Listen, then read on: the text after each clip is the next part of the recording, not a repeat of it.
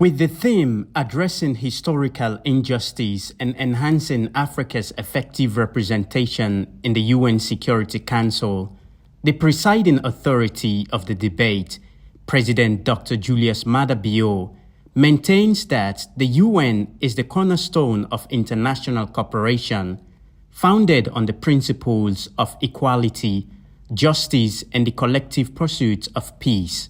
He emphasized that the current structure of the Security Council reflects an era that fails to recognize Africa's growing importance and contributions.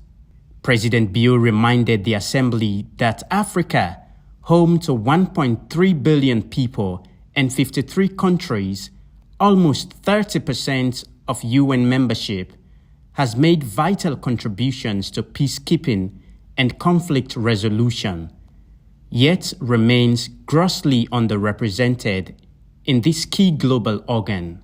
Africa remains the unquestionable victim.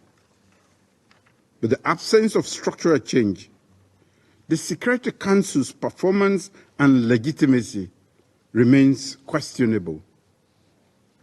As we reflect on the debate's theme and profound implications, it is essential to recognize how the historical injustice has significantly hindered Africa's ability to contribute effectively to global governance.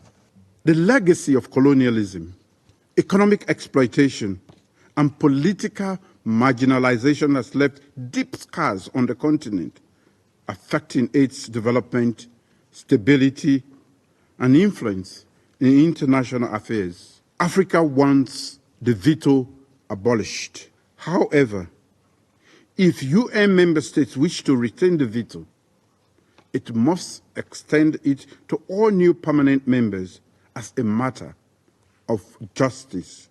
The common African position is premised on the fact that by rectifying historical injustice, the international community will not only promote greater fairness, equity, and equality in global governance, but also act on the imperative to ensure the legitimacy and effectiveness of the Council.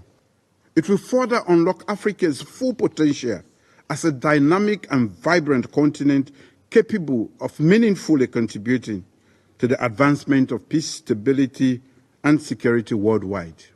Sierra Leone's president emphasized that the historical injustice against Africa contradicts the UN's principles of justice, equity, and democratic representation. Addressing the 15 members of the UN Security Council, including its 5 permanent and 10 non-permanent representatives, President Bio passionately highlighted the compelling historical context of the injustice done to Africa over the last 80 years.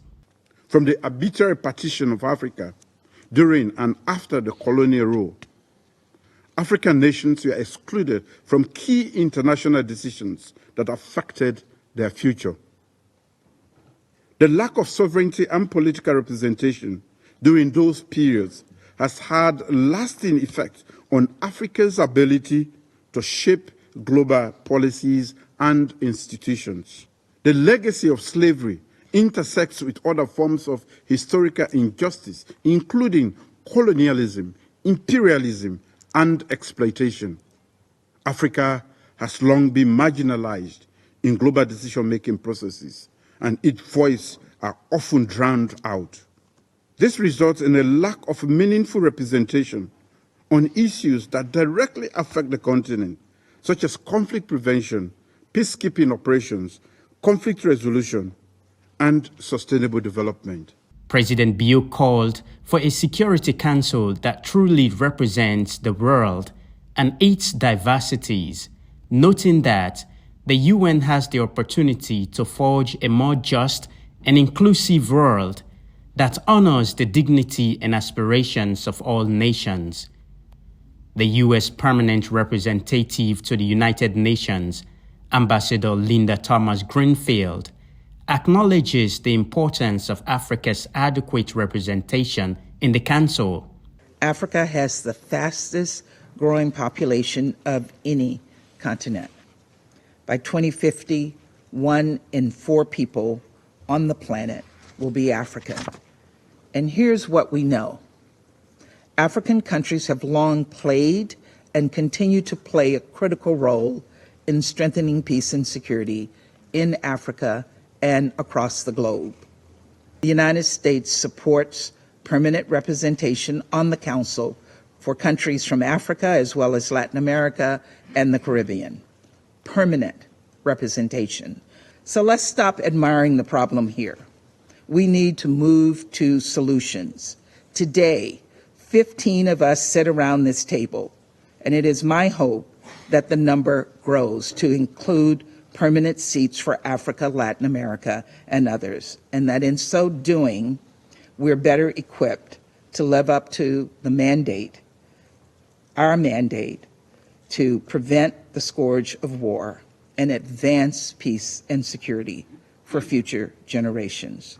With Africa's issues making up 50% of the Council's meetings and 70% of its resolutions, President Bio emphasized the long-standing common African position at the signature event, demanding 2 permanent seats and 2 additional non-permanent seats, totaling 5, with the African Union choosing the African permanent representatives.